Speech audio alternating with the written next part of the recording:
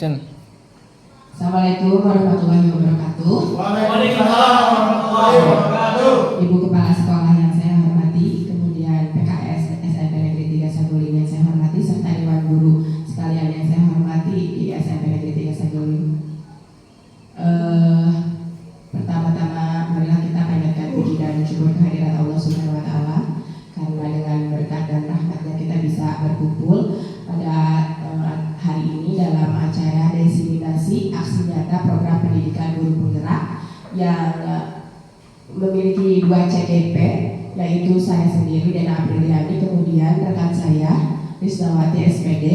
Hari ini ingin mendiseminasikan apa yang kita sudah pelajari di CGP pada modul 1.4 yang berjudul budaya positif. Oleh karena itu kami mohon kerjasama dan bantuan dari Ibu Bapak semua agar diskusi ini semua berjalan dengan lancar. Sebelum memulai aktivitas diskusi ini, alangkah baiknya kalau kita berdoa terlebih dahulu, dan berdoa dipersilakan.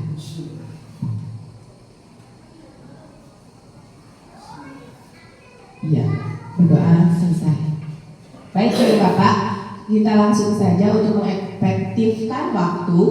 Kita ke pembahasan budaya positif modul 1.4 dari program guru penggerak angkatan ke-11 yang akan dibawakan oleh Ibu Risnawati SPD. Kepada Ibu Risna dipersilakan.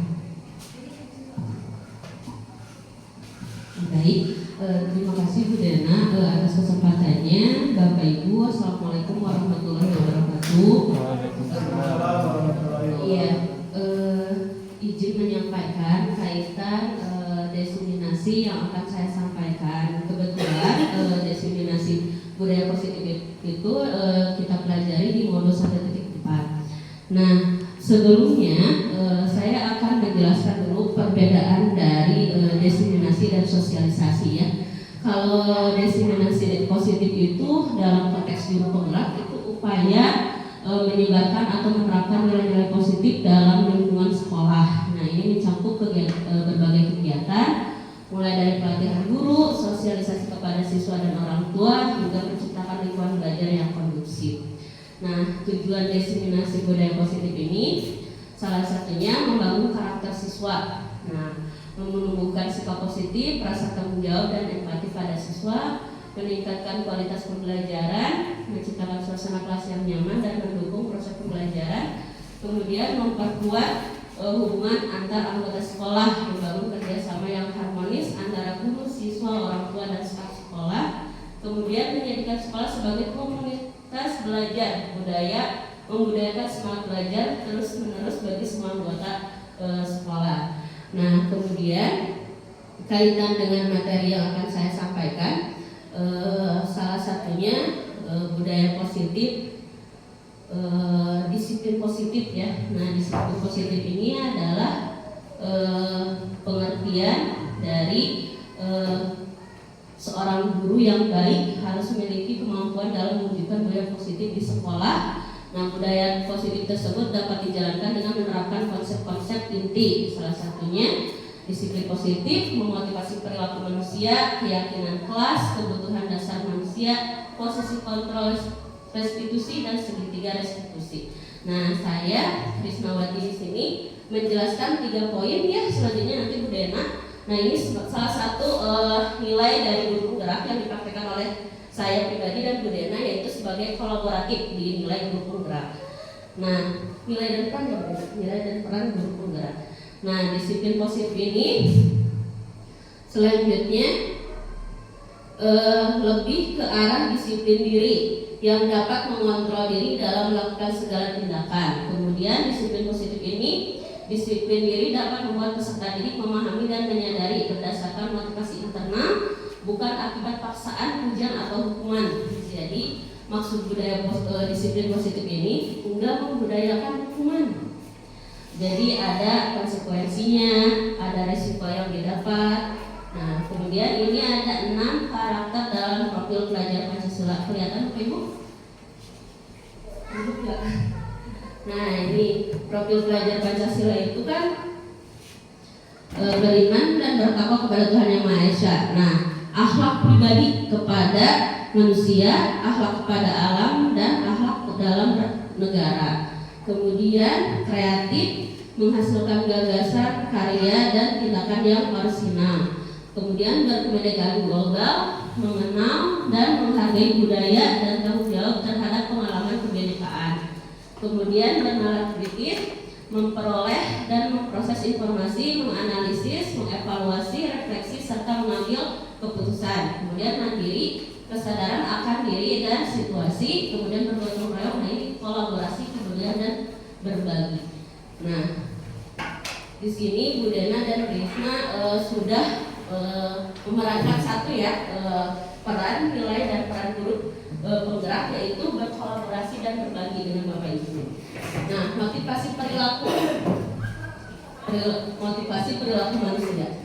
Nah, 3 motivasi perilaku manusia itu ada untuk menghindari ketidaknyamanan atau hukuman, untuk mendapatkan ketidakseimbangan atau penghargaan dari orang lain, kemudian untuk menjadi orang yang mereka inginkan dan hargai diri mereka sendiri dengan nilai-nilai yang mereka percayai.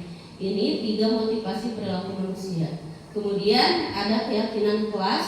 Nah, keyakinan kelas itu lebih ke kesepakatan kelas mungkin ya. Nah, kemudian ada keyakinan sekolah juga. Jadi sekolah itu tidak membuat peraturan yang harus ditaati, tapi ada kerjasama antara siswa dan guru ya di lingkungan sekolah untuk kesepakatan sekolah. Lebih tepatnya gitu, itu salah satu budaya positif yang ditumbuhkan di lingkungan sekolah. Kemudian keyakinan kelas atau sekolah itu guru berperan dalam mewujudkan terbentuknya keyakinan kelas atau sekolah dengan adanya kesepakatan antara guru dan peserta didik. Nah ini. Kemudian keyakinan kelas itu salah satunya adalah kejujuran, misalnya masuk kelas tepat waktu. Nah itu adalah kesepakatan kelas atau keyakinan kelas yang bisa didemonstrasikan atau bisa diterapkan di kelas Bapak Ibu. Sebagai wali kelas mungkin bisa membuat salah satu poster atau gambar yang bisa disepakati oleh kelas. Kemudian kaitan dengan kebutuhan dasar manusia. Nah, kebutuhan dasar manusia itu ketika peserta didik melakukan suatu perbuatan, nah yang bertentangan dengan nilai kebajikan atau melanggar peraturan, itu sebenarnya disebabkan mereka gagal memenuhi kebutuhan dasar mereka. Nah, ketika siswa melakukan kesalahan, Bapak Ibu ya, jadi ada nanti sama Bu Dena disampaikan juga tentang segitiga restitusi dan bagaimana menerapkan atau mengimplementasikan budaya restitusi. Nah, cuma di sini saya akan nanti sama Bu Dena jelaskan lagi. Cuma di sini saya akan memberikan satu contoh kaitan dengan satu tahapan kaitan dengan budaya positif ya, disiplin positif. Nah, di sini itu ada skenario kasus yang kemarin saya praktekkan di demonstrasi kontekstual kaitan dengan budaya disiplin positif. Nah, ini kemarin itu siswanya itu skenario itu Dimas mendorong salsa. Jadi si anak bersikap seenaknya. Nah, di sini ada 3 tahapan yang disampaikan atau yang dilakukan oleh saya sebagai implementasi dari segitiga restitusi. Nah, salah satunya adalah menstabilkan identitas Dimas dulu. Jadi menanyakan dulu nih, ini adegannya Dimas mendorong salsa, itu adegan. Kemudian ibu guru menanyakan Dimas salsa ada apa. Ibu guru menghampiri dan mengajak duduk bersama. Nah, kemudian menstabilkan identitas anaknya, ini adalah kalimatnya seperti ini. Dimas, setiap orang itu pasti punya masalah dalam hidupnya. Nah, sekarang ibu tanya ke Dimas, alasan Dimas sampai mendorong salsa seperti itu. Nah, Dimasnya menjawab, ini salah satu menstabilkan identitas anak ya, jadi nggak langsung menjudge anak salah gitu. Nah, Dimasnya menjawab, salsanya bawel. Nah, Bu menyuruh terus saya piket, menyapu ke saya kan risih, malu sama teman-teman katanya. Nah, salsa juga mengkonfirmasi betul katanya. Nah, di kalimat ada kalimat restitusi, praktek restitusinya. Nah, ini tadi kaitan dengan penerimaan kebutuhan dasar manusia ya, penerimaan di lingkungan sekolah, penerimaan teman-teman terhadap anaknya seperti apa. Nah, guru menstabilkan identitas, menanyakan kesalahannya apa, alasannya apa, terus menanyakan keyakinannya. Nah, ini kalimatnya ada di sini. Baik, Dimas Salsa bersikap gotong royong dan berkolaborasi dengan teman itu diperlukan ya, dan tidak ada salahnya kita kompak. Kemudian untuk Dimas emosinya dijaga, dikontrol, tidak bersikap kasar ke perempuan. Nah, ini salah satu dari penerapan restitusi. Jadi tidak langsung menghukum anak. Nah, budaya-budaya positif atau disiplin positif di lingkungan sekolah itu, di lingkungan kelas itu ditumbuhkan oleh guru-guru yang tidak langsung menghukum, tidak langsung menjudge, tapi lebih ke menanyakan dengan 3 tahapan tadi. Menstabilkan identitas, kemudian menanyakan alasan, kemudian menanyakan keyakinannya, gitu ya. Nah, seperti itu. Itu mungkin dari saya kaitan dengan nanti sesi tanya jawab setelah 3 materi selanjutnya disampaikan oleh Bu Dena ya. Nah, materi selanjutnya silakan Bu Den, kaitan dengan materi selanjutnya ya, posisi komitmen oleh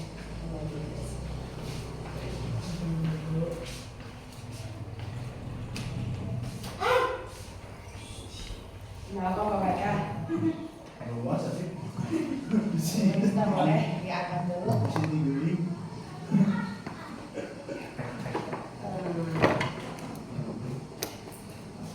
Gas.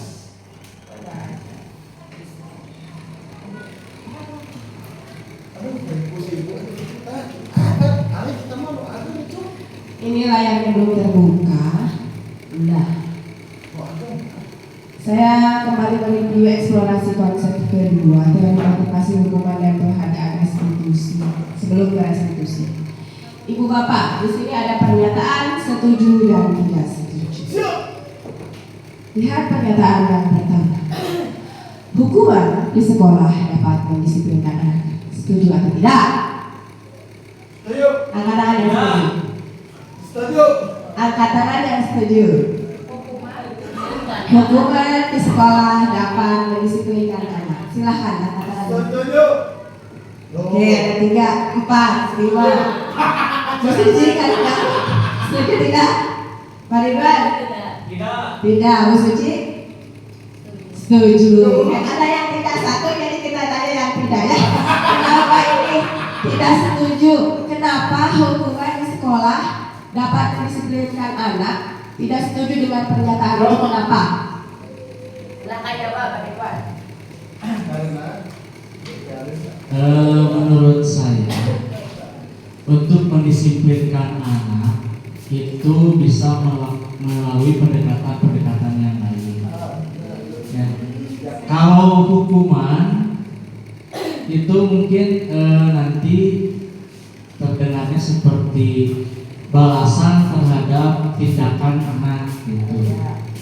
Jadi kalau untuk mendisiplinkan anak bisa melalui pendekatan misalkan pembiasaan, kemudian penerapan aturan-aturan yang sifatnya ya bisa masuk ke anak gitu, anaknya bisa berubah gitu aja. Terima kasih Pak Ridwan. Iya.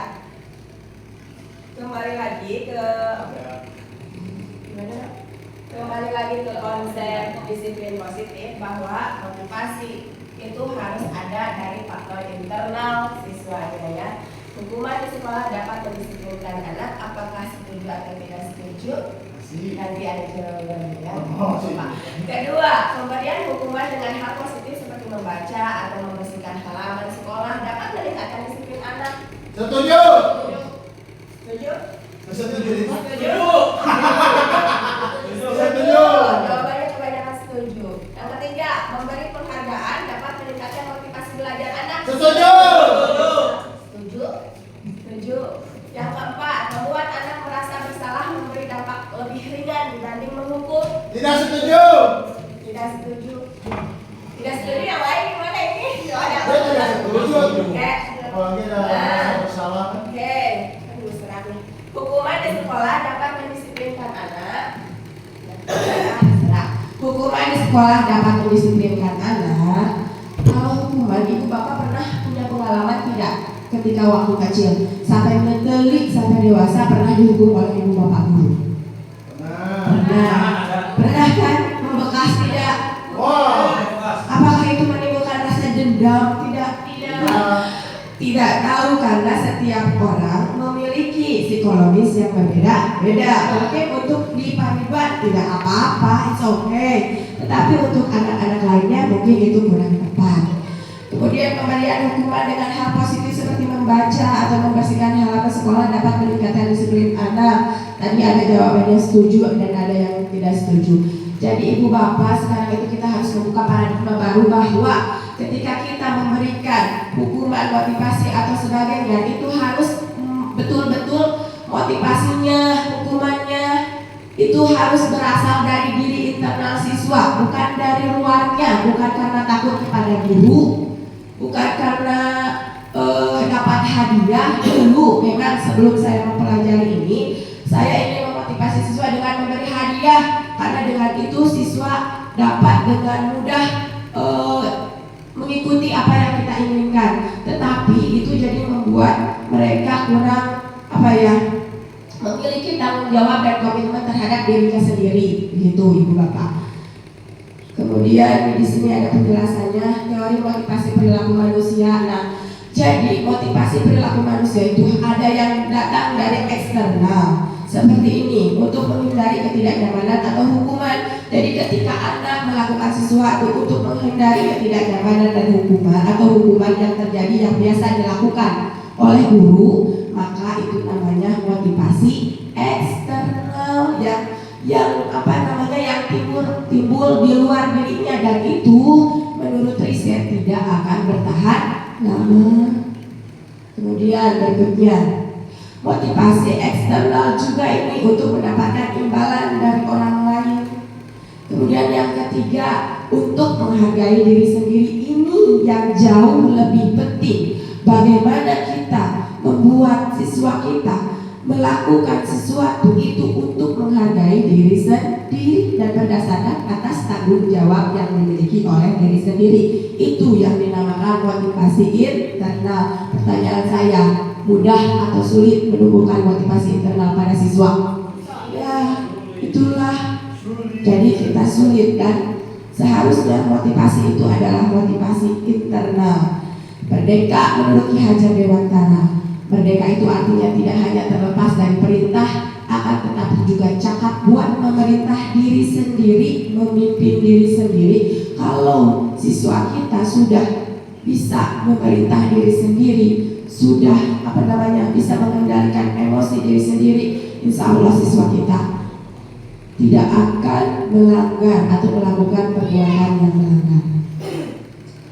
Nah, ini dihukum oleh penghargaan. Kita skip saja karena tadi sudah sebagian oleh Bu Risma.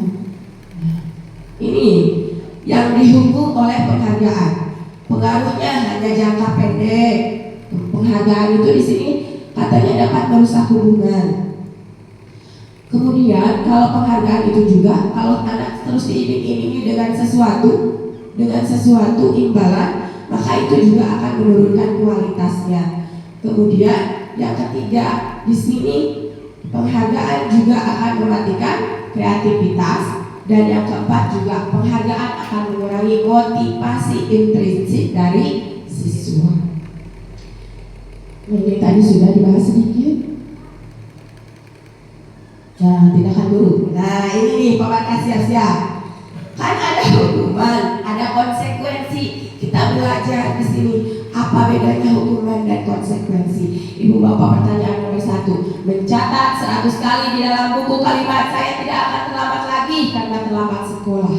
Itu termasuk hukuman atau konsekuensi? Konsekuensi. Ayo, ibu bapak. Konsekuensi. Ada hukuman, ada konsekuensi, oke? Konsekuensi. Nah, kalau nomor 1, pertanyaan saya, mencatat 100 kali di dalam buku kalimat saya tidak akan terlambat lagi karena terlambat sekolah. 100 kali. Konsekuensi.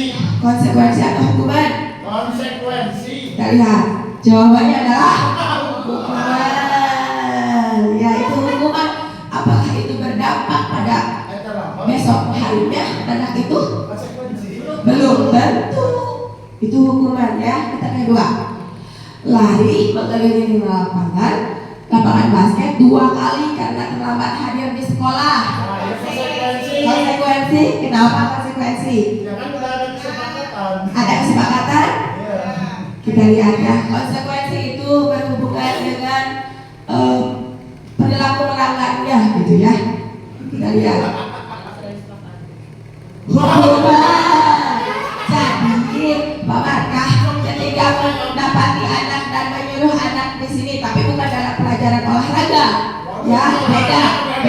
Kalau dalam pelajaran olahraga beda lagi. Ini lari mengelilingi lapangan basket 2 kali karena terlambat hadir di sekolah. Ingat ini, clue-nya hadir di sekolah, bukan hadir pada kegiatan olahraga. Itu namanya hukuman. Kita lihat berikutnya. Hukuman. Tidak jawab. Hukuman.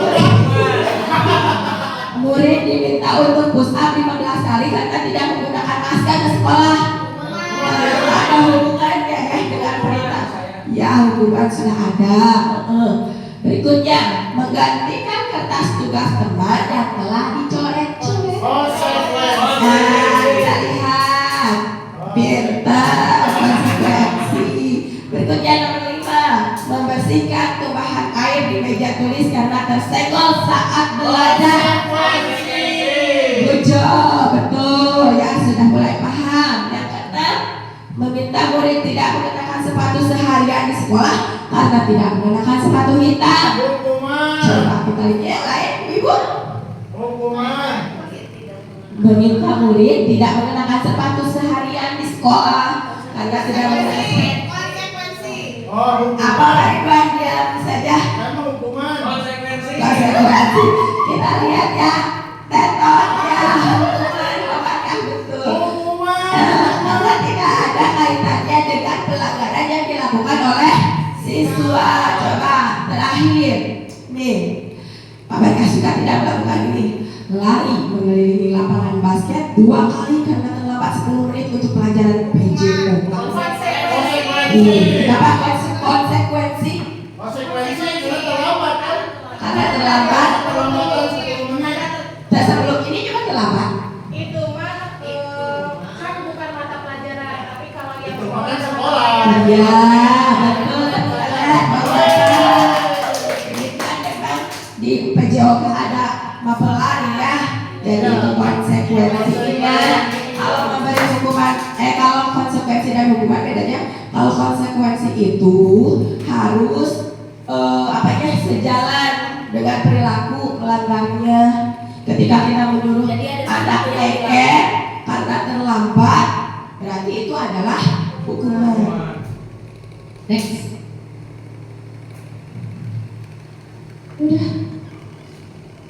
Sudah. Nah, sekarang kita baru masuk ke apa itu restitusi. Setiap ada perilaku anak yang melanggar, maka setiap guru harus melakukan restitusi. Apa itu restitusi?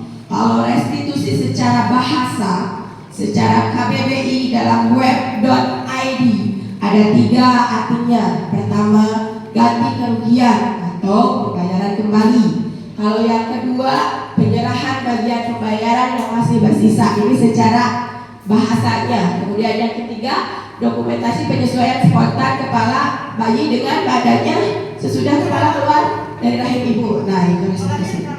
Ya, dalam kegiatan restitusi. Kalau restitusi menurut Gosen, bukan Gosen juga ya.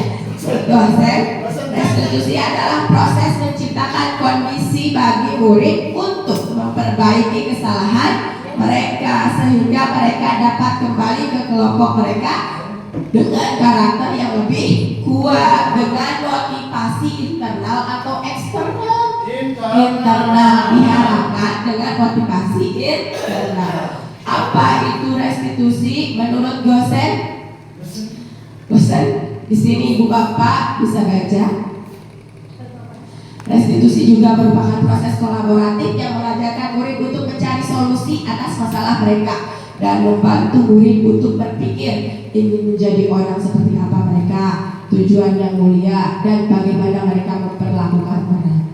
9 ciri-ciri restitusi. Yang pertama, belajar dari kesalahan, bukan menebus kesalahan. Tapi siswa harus belajar dari kesalahan yang mereka perbuat. Kemudian kedua, memperbaiki hubungan antara satu dengan yang lainnya. Kalau teman bermusuhan dengan teman, harus memperbaiki hubungannya. Ketiga, menawarkan, bukan memaksa. Kamu kudu kieu, nah itu tidak boleh. Menawarkan. Restitusi diri adalah cara terbaik karena jangkanya jangka panjang hasilnya. Kelima, menuntut untuk melihat ke dalam diri, bukan melihat kesalahan orang lain atau bukan melihat faktor eksternal, tapi lebih introspeksi dirinya sendiri. Yang keenam, mencari kebutuhan dasar yang mendasari tindakan. Kebutuhannya apa? Tadi sudah disinggung oleh Bu Risna, karena ada 5 kebutuhan dasar manusia: memperoleh kasih sayang. Terus apa lagi kebutuhannya tuh? Makan dan minum. Kemudian memperoleh penghargaan. Itu kan kebutuhan dasar, dihargai itu. Memperoleh penghargaan, memperoleh kebebasan, itu adalah kebutuhan dasar yang mendasari sebuah tindakan. Kemudian berfokus pada karakter, bukan tindakannya, tapi berfokusnya memperbaiki karakter siswa kita, bukan tindakannya. Ciri restitusi. Yang ke-8 adalah berfokus pada solusi, jadi harus ada solusinya. Yang ke-9, mengembalikan murid yang berbuat salah pada kelompoknya. Tuh, restitusi. Dalam segitiga restitusi, ibu bapak nanti akan ada 3 tahapan. Jadi ibu bapak itu harus melakukan 3 tahapan ketika melakukan restitusi. Tadi sudah disinggung. Pertama, menstabilkan identitas. Ketika ada anak yang berkelahi atau anak yang tidur, langkah pertama ibu bapak ditegur di kelas atau nanti memanggilnya ketika istirahat. Memanggilnya ketika istirahat. Ya, kenapa Bu Suci? Kalau di kelas kenapa? Kalau di kelas nanti Malu. sama teman-teman, kasihan anaknya juga. Kalau di kelas nanti malu terhadap teman-temannya, jadi anaknya juga jadi minder ya. Ya betul. Jadi dipanggil dulu, kemudian berdua istilahnya heart to heart ditanya, menstabilkan identitas. Kamu kenapa? Ya, kamu kenapa? Tadi sampai tidur di kelas. Ulah sampai anak-anak tidur di kelas, gebrak meja.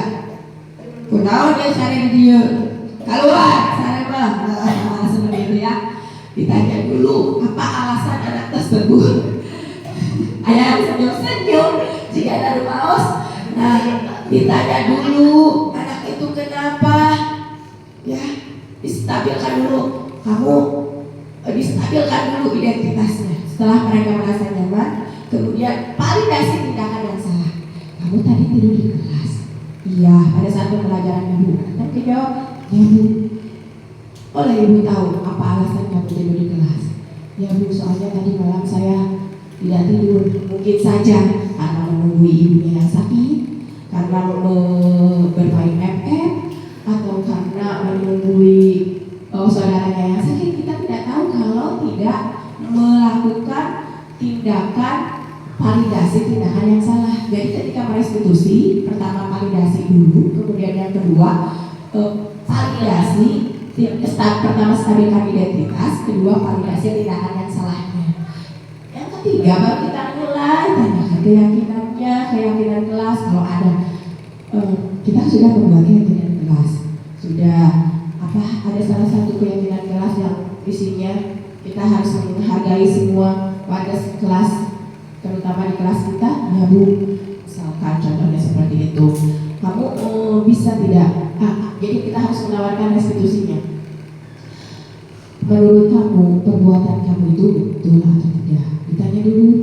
Kalau menurut saya benar, nah dibenarkan di di persepsinya, diskusinya diarahkan ke yang betul, itu tugas kita. Kemudian setelah itu dia menjawab, memvalidasi, kemudian menyebutkan keyakinan kelasnya, kita beri solusi, ditawarkan bukan diberikan. Jadi kalau supaya kamu tidak tidur di dalam kelas harus bagaimana, kata anaknya teh, iya bu nanti mah gak akan tidur lagi, betul? Iya. Nah kan itu sudah kemauan dari anaknya. Jadi anak dalam diri sendiri, motivasi diri sendiri, bukan kita yang kamu jangan ya besok tidur di dalam kelas. Itu beda rasanya. Tentu beda keridoan diri sendiri, keikhlasan dengan diri sendiri dengan dipinta sama atau beda ibu bapak? Beda ya. Keridoan diri sendiri dengan dipinta oleh orang lain, apalagi memintanya dengan cenderung memaksa, hasilnya akan sama atau beda? Tentu beda kan? Nah itulah restitusi. Ya, ada tipe-tipe guru di sini, ada banyak. Kita lihat. Nah ini. Apa? Ini contoh kalau kita sudah ke restitusi. Materi berikutnya adalah keyakinan kelas. Tadi Bu Risma sudah menyampaikan guru, posisi guru. Posisi guru itu, posisi kontrol guru. Kita cari dulu, mesti ada di PPT ya.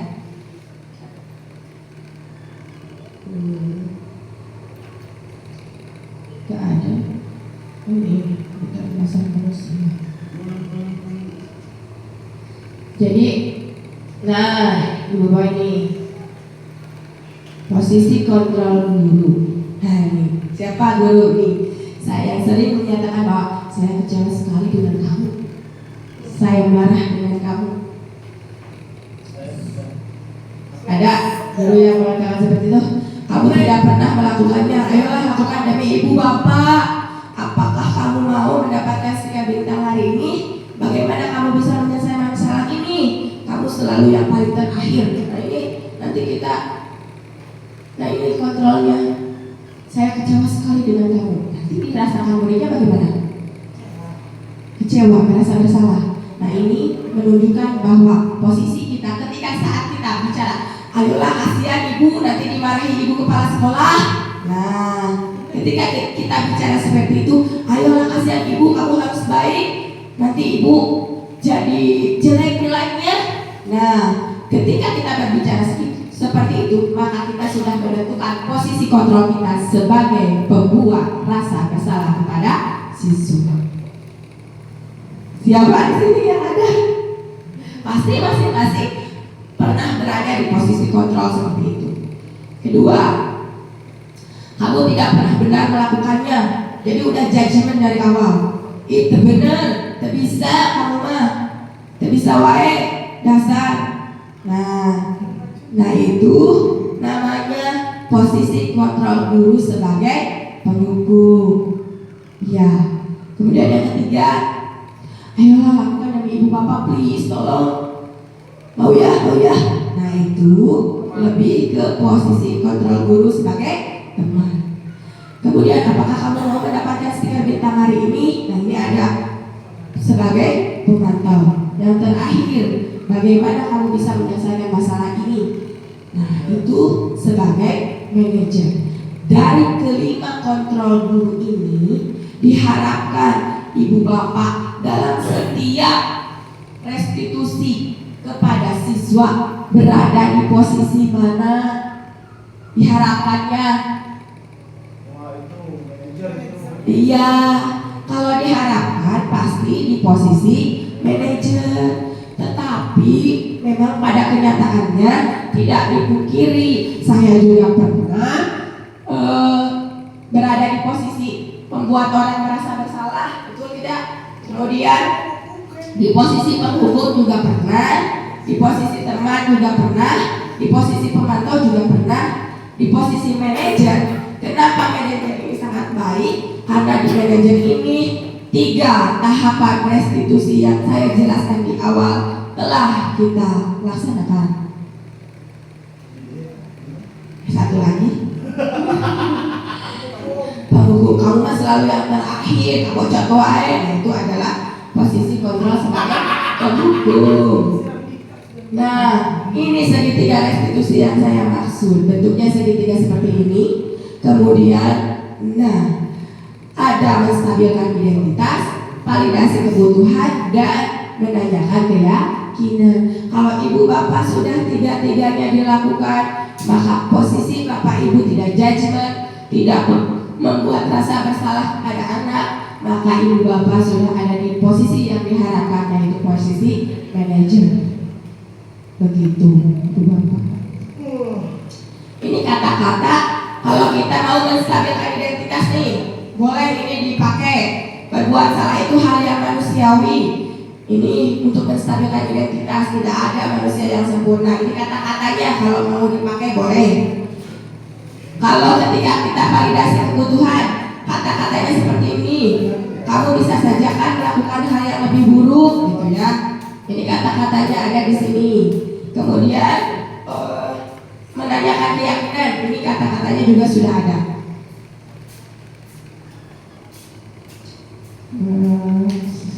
Ada satu lagi nih, yang penting yang harus di mana ya? Mundur diri.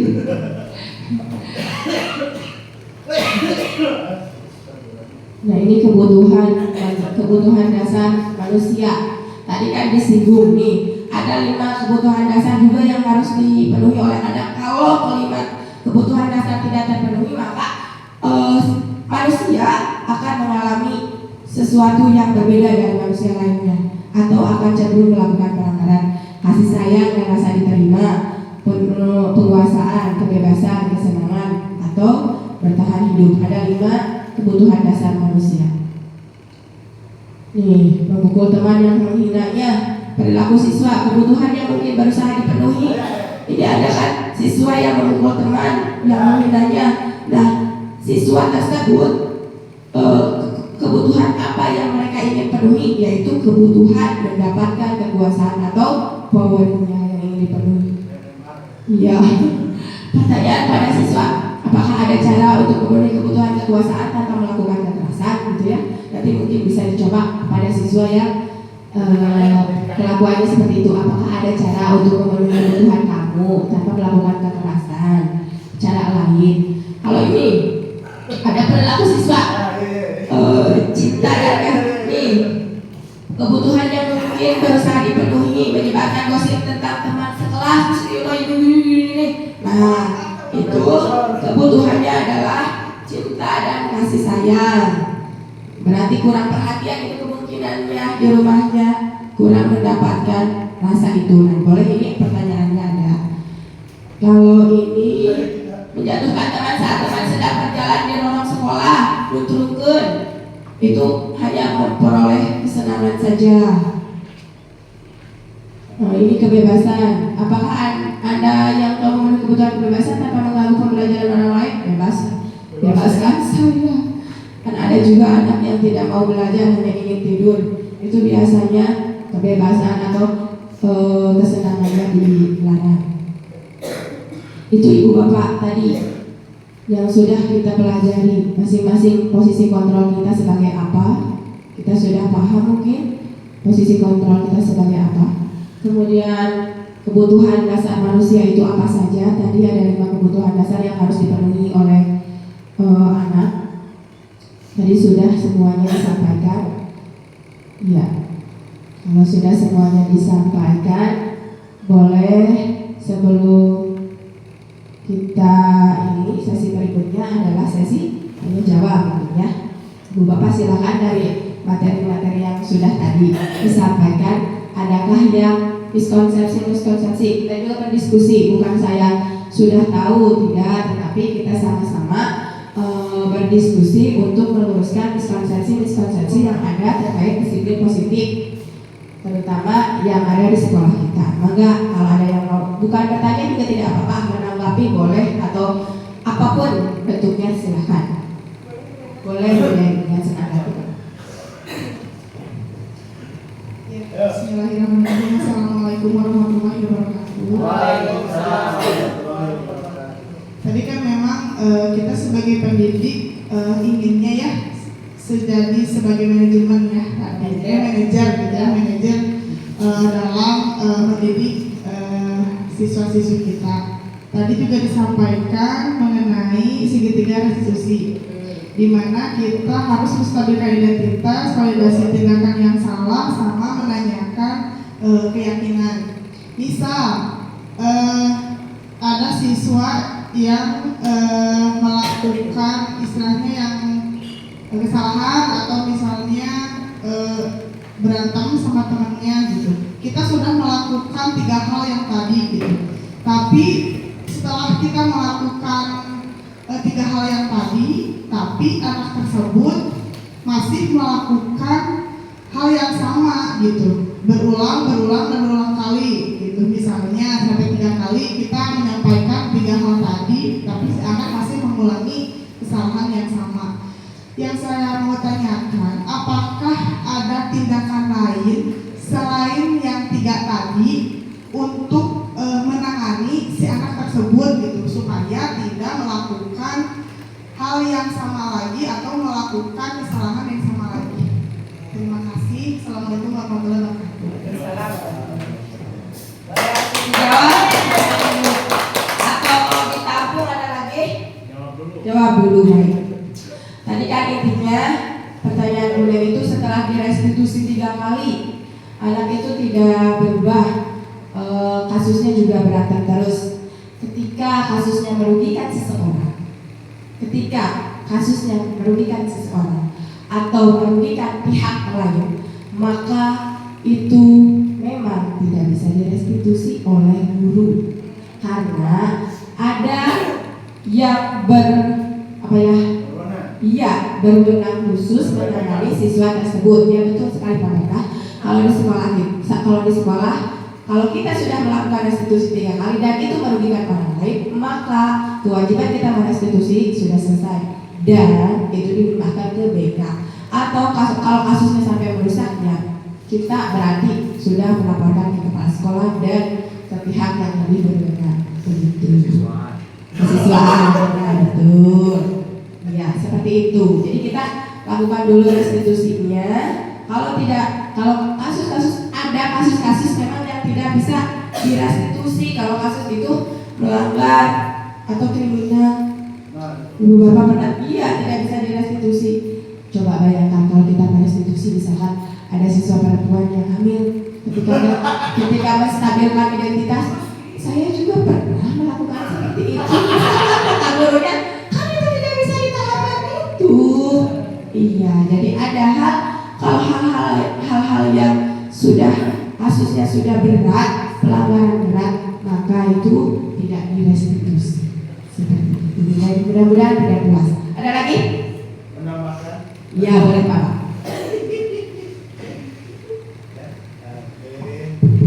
Cek. Bismillahirrahmanirrahim. Assalamualaikum warahmatullahi wabarakatuh. Alhamdulillah, jawabannya sangat luar biasa.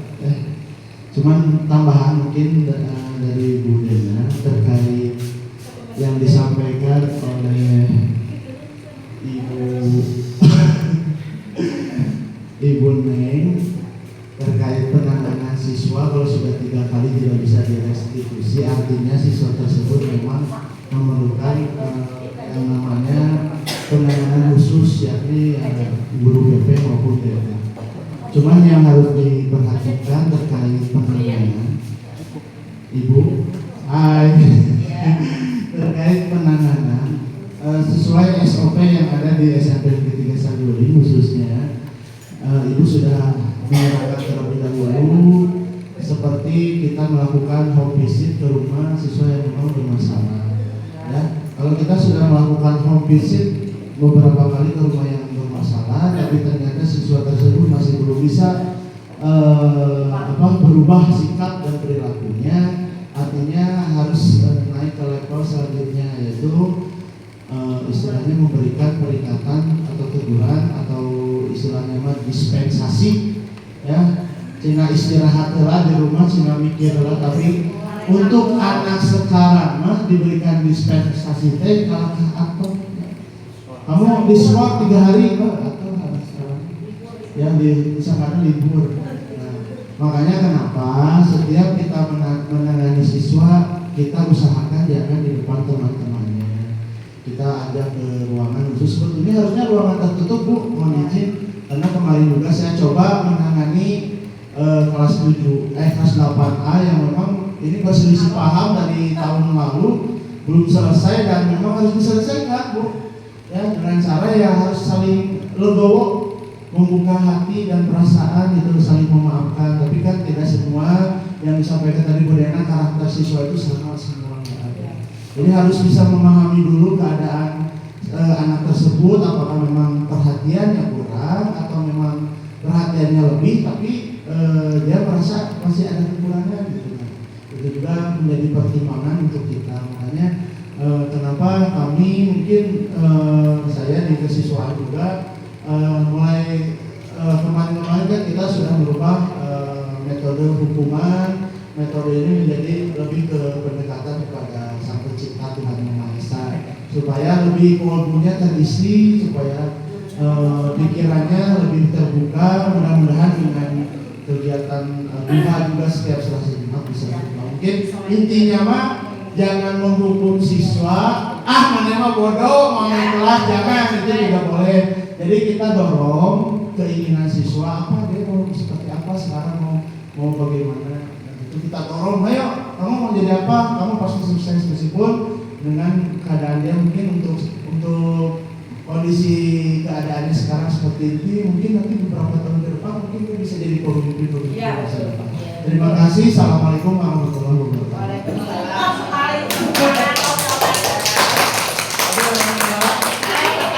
Di sini ya ada restitusi nih. Ibu Bapak boleh silakan berdiskusi untuk menentukan langkah-langkah restitusi pada kasus saat ini ya. Ini kasusnya seperti ini, bisa dibaca. Guru matematika dan wali kelas 8, Ibu Santi sakit sehingga tidak dapat masuk dan mengajar. Akhirnya dicarikanlah guru pengganti, namanya Ibu Eni.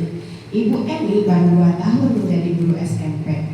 Beberapa murid perempuan, Pipi dan Natali, mengetahui hal ini dan mulai menggunakan kesempatan dan bersikap seenaknya, tertawa dan tidak mengindahkan kehadiran Ibu Eni. Ibu Eni mencoba menyapa Pipi dan Natali dengan ramah, sambil mengingatkan mereka untuk tetap fokus pada pengerjaan tugas.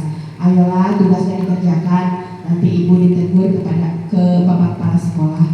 Kalau kalian tidak mengerjakan tugas, tolong bantu ibu ya. Namun Pipi dan Natali malah jadi tertawa. Ah ibu, santai saja bu. Mereka tetap tidak mengerjakan tugas dan malah mengobrol. Kasus, ada yang pernah mengalami hal ini? Pertanyaan saya untuk membuka diskusi kali ini, posisi kontrol Ibu Eni ada di mana? Membuat rasa bersalah. Membuat rasa bersalah teman. Teman divalidasi dengan kalimat yang benar. Tolong bantu ibu ya, kalimat. Jawabannya kan tadi membuat rasa bersalah. Itu tuh ada dari kalimat yang benar. Ayo Pak, nanti ibu dimarahin sama kepala sekolah. Iya, nanti ibu dimarahin sama kepala sekolah. Yang lainnya, coba ini kontrol Ibu Eni sebagai apa? Manajer. Manajer Pak. Ya, masih ada. Keesokan harinya Ibu Santi memanggil Pipi dan Natali serta menanyakan tentang laporan Ibu Eni. Ibu Santi menanyakan kepada mereka bersedia melakukan perbaiki masalah yang ada. Pipi dan Natali sempat ragu-ragu dan membela diri, namun pada akhirnya mengatakan akan meminta maaf. Ibu Santi menanggapi bahwa tindakan itu tidak boleh dilakukan bila mereka bersungguh-sungguh ingin meminta maaf. Namun Ibu Santi menanyakan kembali apa yang mereka bisa lakukan untuk menggantikan rasa tidak dihormati. Ibu Santi, baik Pipi maupun Natali mengaku bahwa perilaku mereka tidak sesuai dengan keyakinan kelas. Ibu Santi melanjutkan kembali apa yang akan mereka lakukan untuk memperbaiki masalah. Apakah ada gagasan? Setelah berdiri sejenak, Natali dan Pipi mengusulkan bagaimana kalau mereka mengadakan sebuah diskusi kelompok dengan teman-teman sekelasnya. Tema yang mereka pilih adalah penerapan keyakinan kelas. Nah, pertanyaannya, dalam kasus di atas, langkah-langkah restitusi apa saja yang sudah dijalankan oleh Ibu Santi? Sudah adakah ketiganya? Menstabilkan identitasnya sudah ada? Ini kasusnya. Langkah-langkahnya Pak Guru, apakah menstabilkan? Sudah ada, menstabilkan identitasnya. Validasi tindakan yang salahnya sudah ada.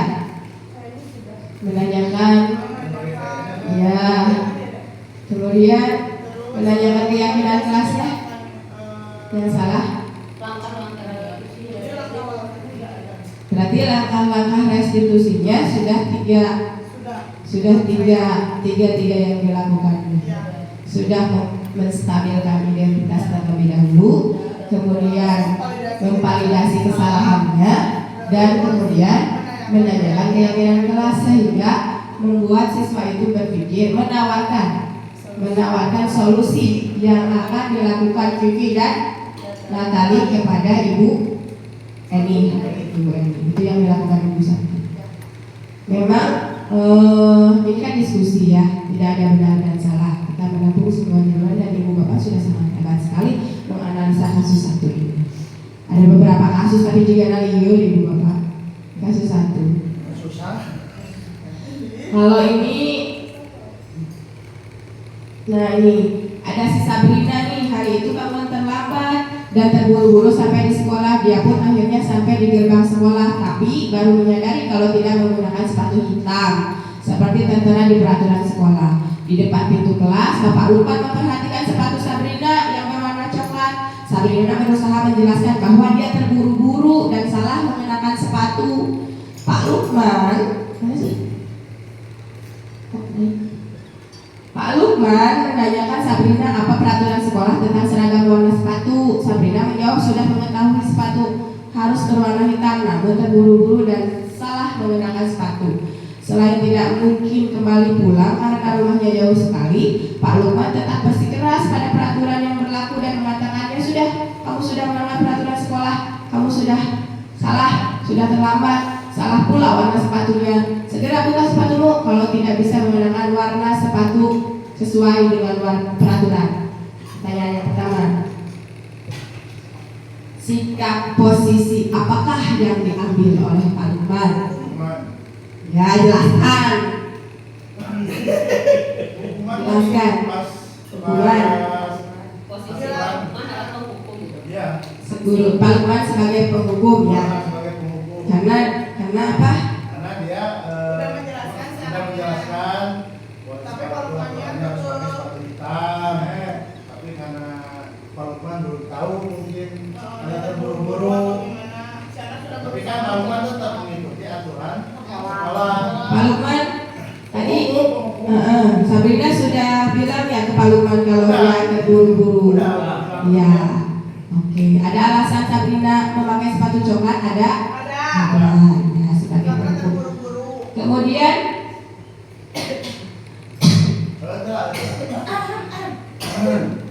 bila Pak Lukman sebagai posisinya manajer nih, bukan penghukum, apa yang akan dikatakannya? Pertanyaan-pertanyaan apa yang Pak Lukman katakan kepada Sabrina kalau dia memiliki posisi kontrol sebagai manajer? So, Pak Kesusuan. Kami abimanya sebagai Pak Lukman. Kalau mau manajer, ulangi lagi sekolah. awal dulu dari mustabil tadi identitas dulu. Kenapa memakai sepatu warna coklat? Kenapa? Terus Sabrina udah jawab nih, saya terburu-buru Pak. Kenapa kok bisa terburu-buru? Memang kamu bangun jam seberapa? Saya berangkat terlambat Pak semalam karena apa di sini ada alasannya tidak ya? Tidak ditanya sama Pak Lukmannya, harusnya Pak Lukmannya bertanya. Iya, betul. Nah, kenapa kamu kesiangan? Nah, Bapak bertanya-tanya. gitu ya. Kemudian yang ketiga, kira-kira bila Anda adalah kepala sekolah nih di sekolah tersebut, nilai kebajikan apa yang ingin dituju oleh peraturan harus berwarna hitam? Nilai kebajikannya apa sih dari peraturan memakai sepatu berwarna hitam tuh? Satu, nilai kebajikan. Tidak membeda-bedakan, berarti aku apa? Adil, ya, adil. Terus apa lagi? Sama-sama, kebersamaan, keseragaman, kekompakan. Disiplin masuk tidak? Masuk nilai kebajikannya. Bagaimana Anda menyikapi langkah yang diambil Pak Lukman mengenai kasus tersebut? Kira-kira tepat atau belum tepat? Belum tepat. Masih ada cara lain. Kalau saya di sekolah Pak Barkah sebagai Pak Lukman nih, Pak Barkah gitu. Kemudian datang Pak Ridwan. Nah, bagaimana tuh Pak Ridwan menyikapi langkah yang dilakukan Pak Barkah yang dilakukan Pak Lukman? Ayo, Pak Ridwan, kami berhukum. Ayo, boleh pelan-pelan.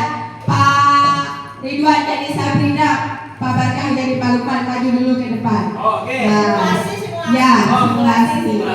Simulasi. Oke. Ujung terlambat pakai sepatu coklat. Sabrina banyak. Oke, sebentar. Ayo Pak. Hari ini bener. Tadi skenario-nya udah tahu kan? Ya. Ya, ini mencontohkan yang manajer atau yang penghukum? Yang manajer, atau yang penghukum atau yang manajer? Yang manajer dulu. Kita bandingkan. Penghukum dulu baru manajer. Gila kan? Gila Pak Ridwan, Pak Ridwan. Enggak, maksudnya gini, Pak Barkah posisinya sudah menanyakan ke Sabrina kaitan kesalahannya. Nah, terus Pak Ridwan tahu Pak Barkah memvalidasi ke Sabrinanya sebagai penghukum. Nah, sikap Pak Ridwan seperti apa? Tiba-tiba nih Pak Barkah sedang memarahi Sabrina misalnya. Sabrina, kenapa kamu pakai sepatunya warna coklat? Udah tahu kan aturan di sini. Nah, Pak Ridwan sebagai guru atau rekan di lingkungan sekolah bagaimana menyikapi sikap Pak Barkah? Ayo terus Pak. Pak Lukmannya lagi marah-marah ya. Ya. Lagi tidak menanyakan. Oh, Ya, datang. tidak menanyakan. Kalau Sabrina tuh Sekedar cari Pak Sabrina. Kalau saya nanti ya, seandainya menemukan Pak Barkah seperti itu, ya, Ayo, ya Pak Lukman seperti itu, ya. Ini Pak Lukman. Saya akan menghampiri, ya. Kemudian sebagai langkah pertama akan menanyakan dulu kenapa atau apa alasan, bukan alasan, apa namanya? Ya awal mula kronologi itu terjadi, ya. Kalau dilihat tadi skenario-nya, paling saya akan menyarankan ke Pak Lukman untuk menanyakan dulu apa yang menjadikan Sabrina itu ya sebenarnya bukan terlambat dulu ya, buru-buru gitu. Ya masalahnya yang menyebabkan Sabrinanya telat itu seperti apa masalahnya. Nah, Coba tanyakan ke Sabrina nah telat. oke. Sabrina telat.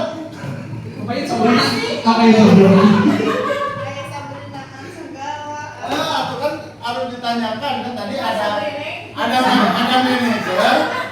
ada manajer, ada penghukum, Sabrina ya. ada penghukum.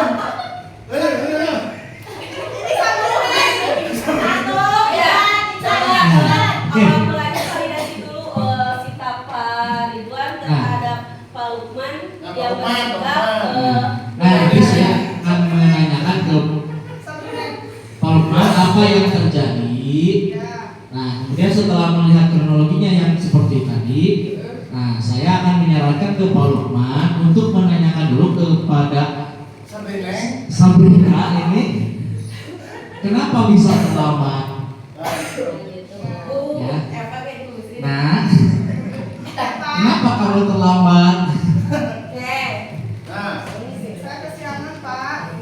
Ya, tahu. Kenapa kamu kesiangan? Ya semalam saya begadang. Mabar. Saya sakit. Oh, Ibu yang Ibu yang sakit. nah, paling seperti itu. Kemudian nanti kan terkonfirmasi alasan dari Sabrina telat. Oke. Penghukum. Ya. Ya.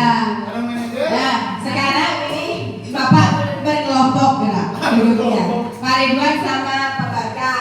Nanti ada yang berperan sebagai guru, sebagai siswa. Ikuti skenario restitusi yang saya kasih. Di sini ada kasus A, B, C, dan D. Satu orang A, siapa? Bu Suci apa? Kuning apa? Murid A guru. Pak Barkah? Cek guru. Boleh. Murid. Nah, baca dulu apa? Jadi Pak Barkah berperan sebagai murid, dia sebagai si Ciko ini teh ya. Nah, di sini ada yang harus dilakukan guru, ada yang harus dilakukan oleh murid. Ada kata-katanya juga di sini. Nah, kita praktekkan mulai sudah dibaca. Kita praktekkan doa-doaan sebagai gurunya siapa, sebagai muridnya siapa. Ada kok kata-katanya?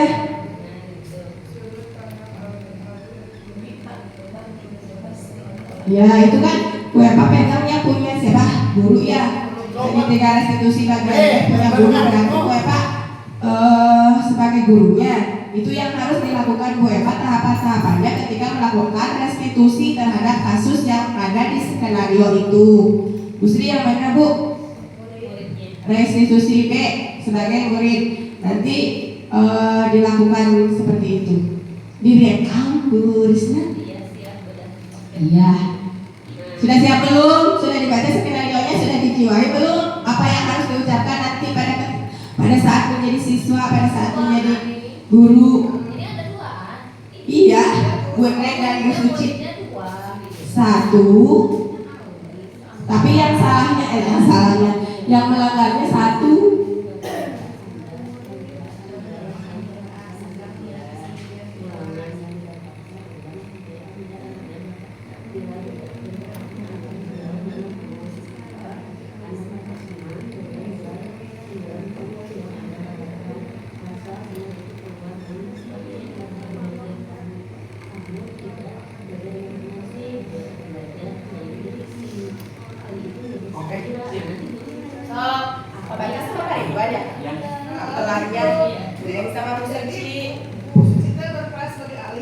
Iya, iya, Jadi betul.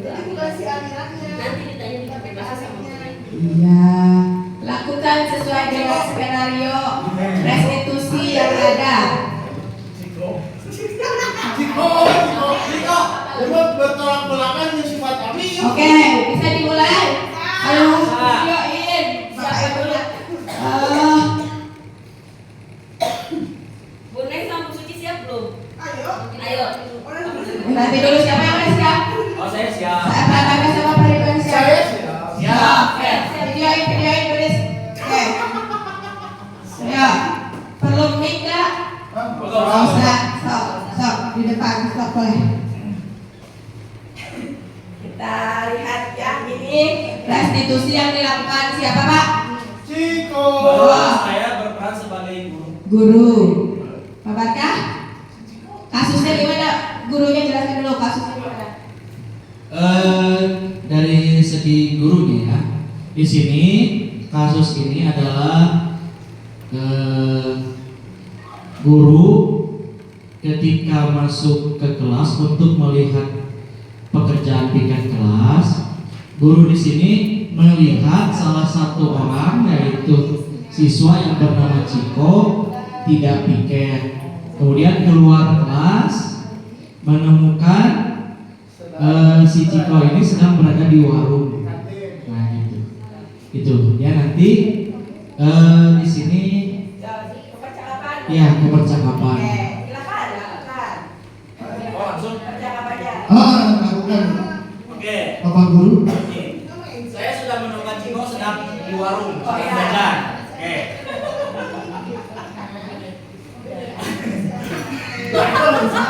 Ya, kan kerja jangan dulu lagi. Ya kerja aja. Ciko, Ya Pak Guru. kenapa kamu di sini tidak piket kelas? Saya bosan sih Pak Guru. Saya melihat teman-teman saya sudah tidak bisa menyanyikan. Ciko, apa kamu tahu Ya. perbuatan kamu itu salah? Ya, Pak Guru. Apa kamu melakukannya?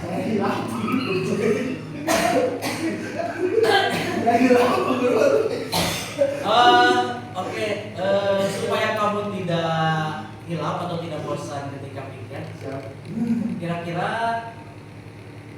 hal apa yang bisa kamu lakukan? Kalau bisa di kelas ada lagu Bu. Ada MP3 jadi tidak bosan. Oh gitu, jadi di kelas harus ada musiknya Iya, supaya ada pikirnya musik. semangat. Iya, udah semangat. Oh gitu. Karena teman-teman saya dia semua. Jadi saya pesan, saya keluar Pak. Saya meninggalkan teman-teman saya selagi mereka tidak melihat saya keluar. Oke, kalau nanti sudah ada lagu, apakah Ciko akan kabul? Insya Allah Pak, tidak. Ditambah pokoknya sejak saat ini Pak. Insya Allah bisa Pak. Tidak akan Pak. Aman kalau ada lagu saya bisa bekerja Pak. Oke, untuk kedepannya jangan kabul lagi ya. Terima kasih Pak. Tidak akan Pak, tapi akan saya lalu.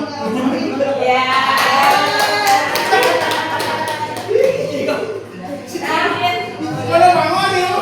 Izin memvalidasi atau mengomentari ya, bukan komentari sih, lebih ke menanggapi kaitan restitusi skenario restitusi yang baru saya terangkan kaitan dengan sikap guru dan sikap siswa. Mungkin lebih ke kalimat ya yang diperbaikinya. Mungkin nanti gurunya bisa sebagai guru memvalidasi alasannya apa dulu. Tadi katanya alasannya bosan, kemudian menstabilkan identitas. Nah, menstabilkan identitas ini seperti ini mungkin Pak Ciko. Setiap orang itu pasti pernah melakukan kesalahan. Setiap orang itu pasti pernah melanggar. Nah, tindakan Ciko ini salah gitu ya, memvalidasi kesalahan. Kemudian menurut Ciko kira-kira solusi apa nih yang harus Ciko lakukan agar satu, Ciko tidak melakukan lagi, kedua, Ciko tidak merasa bosan ketika piket misalnya. Terus Ciko bisa menjawab satu, Pak, mungkin solusinya saya harus lebih berkoordinasi atau lebih bergotong royong, kolaborasi dengan teman gitu ya.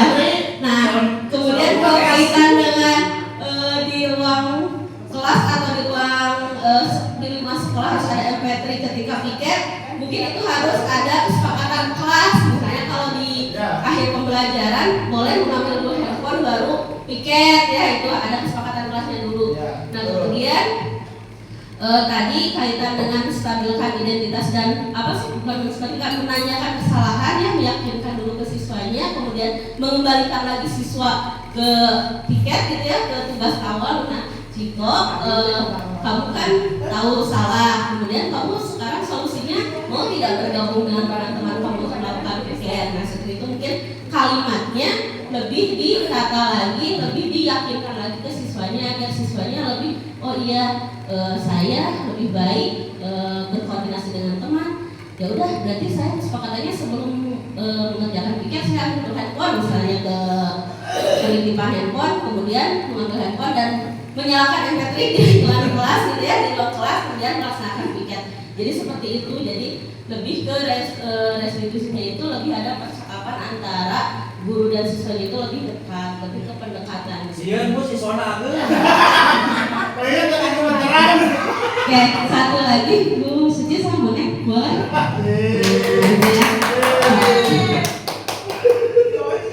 Boleh, bawa aja yang dengan teks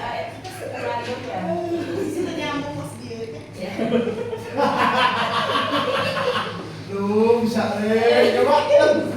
Nggak apa-apa, jadi itu salah satu memang ayah siswa. memang ada siswa yang ngejel seperti itu ada. Ya. Ya, contohnya kita Rambika lah. Ya kan gitu. Kayak Kalau ya si Ciko ya. Iya, ketika mau bola kan, bola.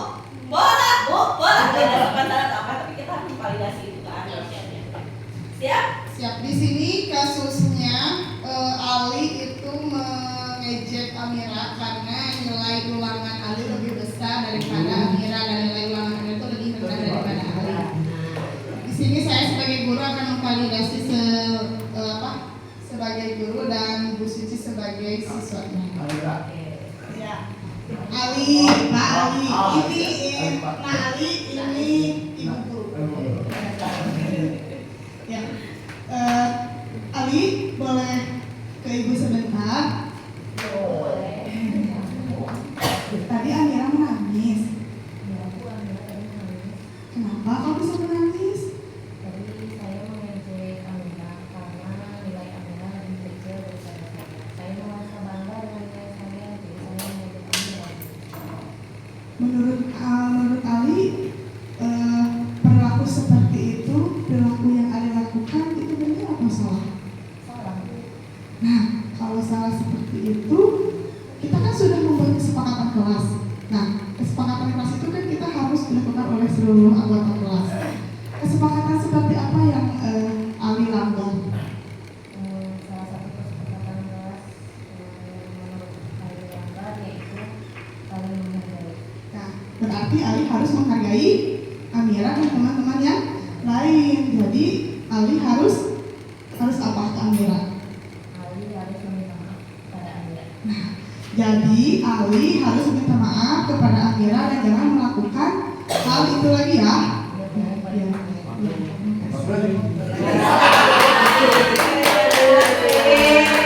Ya, tepuk tangan buat dua bapak guru dan kedua ibu guru yang sudah menjadi sampel proses restitusi kepada siswa. Nah, itu 3 tahapan restitusi sudah ibu bapak lakukan, sudah bapak pahami dan tinggal dijalankan. Begitu bapak ibu siap? Nah, itulah restitusi yang sudah kita pelajari. Intinya buka mindset kita, lebar-lebar, terima paradigma baru yang positif yang membangun sekolah kita ke arah yang lebih baik lagi. Ayo, ya, alhamdulillah ya. Ya, tadi penjelasan modul disiplin positif, modul 1.4 sudah selesai kami diseminasikan kepada Bapak Ibu. Mudah-mudahan memberikan kebermanfaatan bagi kemajuan kita sebagai guru di lingkungan sekolah SMP Negeri 3 Saguling.